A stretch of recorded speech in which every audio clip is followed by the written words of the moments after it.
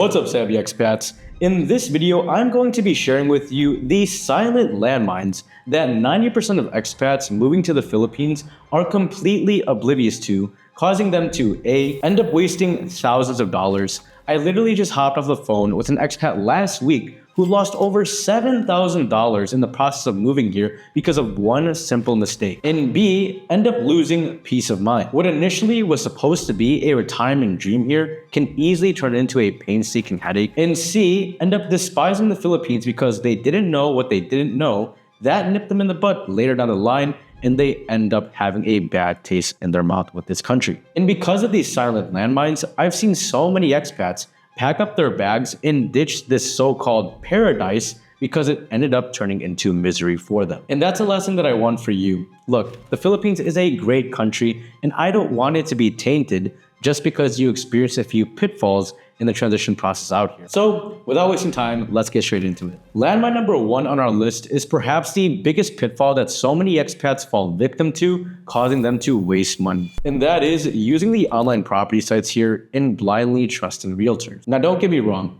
not all realtors in the Philippines are looking to scam you, but it is something to be wary of. Because I've seen so many expats time and time again before working with us waste thousands of dollars because they trusted the wrong agents here. Reason being is because it's not uncommon for brokers to mark up the price on a unit just because they know that you're not from here. Of course, they want their commission. So, in short, they skin tax you. For example, an agent might tell you that you're getting a steal, a really good bargain, sir, on a unit that costs $1,400 per month, but really, behind the scenes, little did you know that unit is only listed for $1,000 per month at the local rental market rate. As a result, not only do you blindly sign a lease that you're getting overcharged on, but you end up wasting $4,800 at the end of the year unnecessarily. Another thing, when you try to convey what you want in a unit from a Western standpoint, a lot of the time it can get lost in communication. To put it simply, many agents here have a hard time understanding what exactly you're looking for,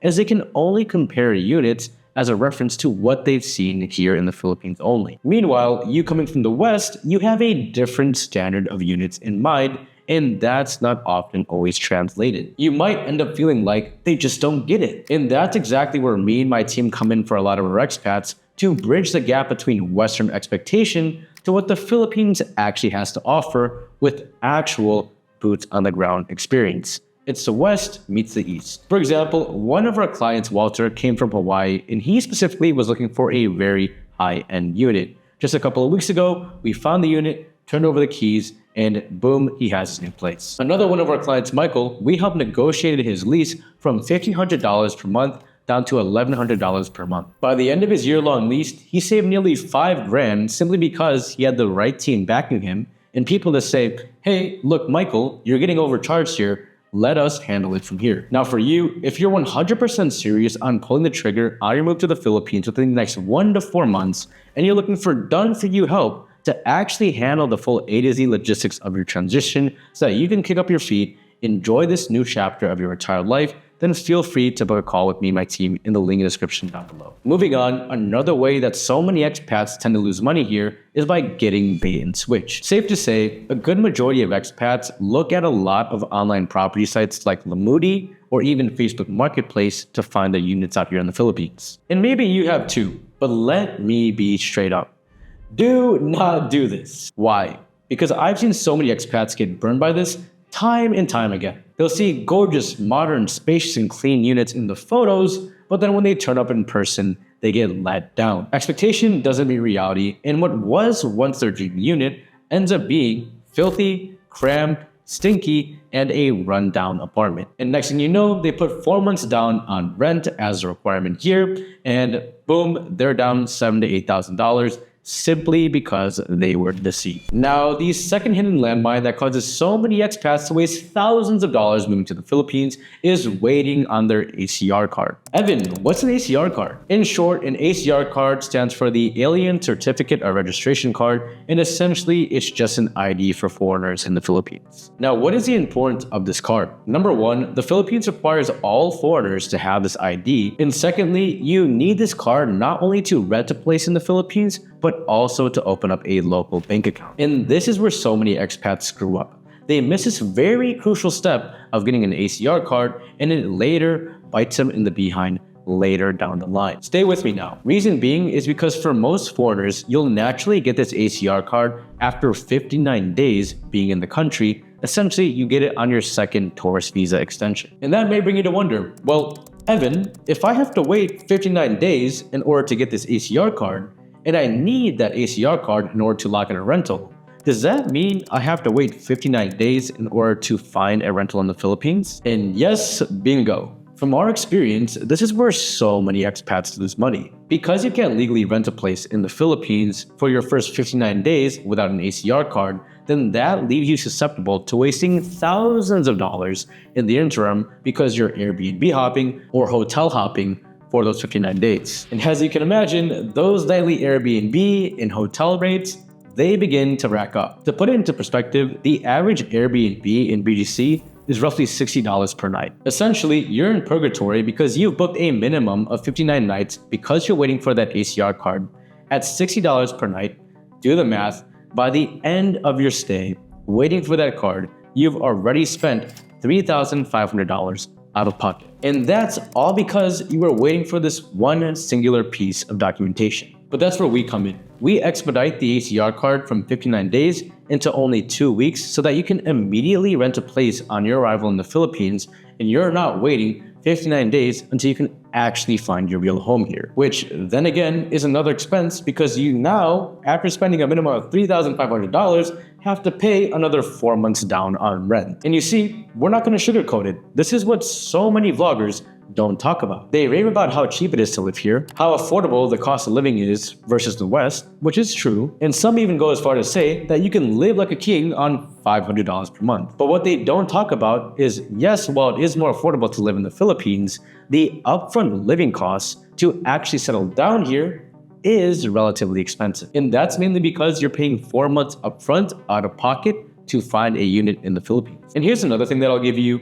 Obtaining a bank account and finding a rental in the Philippines is a very, and I mean very, counterintuitive process. Reason being is because in order for you to get a lease in the Philippines, you need a local Philippine bank account for post-dated checks. But at the same time, on the other side of the coin, in order for you to obtain a bank account, you need a lease in order to open up that account.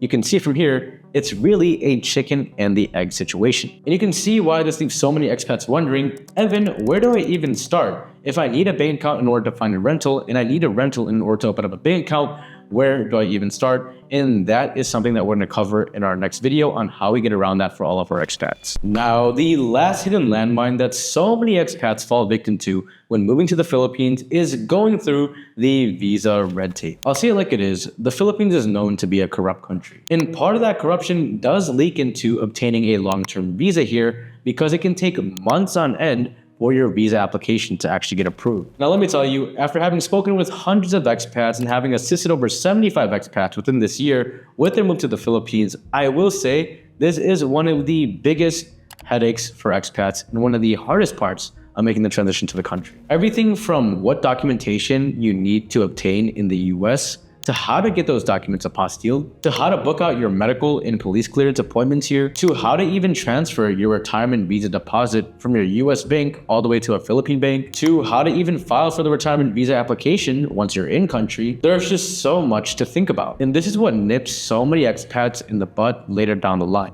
They don't know what they don't know, and what does this result in? Wasted time, effort, money, and headspace. I've seen so many expats think that they have all the documentation that they need to obtain in the US. They think they're good to go, so they spend $2 to $3 grand on a flight on the other side of the world to the Philippines to file for their visa application, just to find out that they don't have everything they need and they get turned away. Not only did they waste thousands of dollars and a ton of money, but also, more importantly, weeks worth of time that could have been put towards the actual processing of their visa application if they would have done it right the very first time. Now I get it. It may seem like there's so much conflicting information online between what documents you really need, how to file for the application, and how to put down the deposit. But that's why it's so crucial to not only do all the research you need to do on your end, but even to work with somebody that knows the ins and outs of the system and knows the entire process. Otherwise, the alternative is playing roulette on your move to the Philippines, wasting thousands of dollars, and like some other expats, you end up booking a flight back home to the States just because all these logistics made you despise the country. And so, if you don't want to gamble, not only this move to the Philippines, but on a life that you worked decades to achieve, then feel free to book a call with me in the link in the description down below, and we'll map out the entire A to Z logistics of your transition here. More than getting this move done right, what's more important is getting this move done right the first time. Because on the other side of this entire rabbit hole of logistics is a life that you've always wanted. A life where you can finally slow down again. A life where you don't have to worry about what you're gonna see next on the news, or what's the next bill that you have to pay. A life where you can actually live it on your own terms, stress-free, with peace of mind. You deserve this, you worked for this, and I want to see you on the other side. And so thank you for watching Savvy Expats. Until the next one, God bless.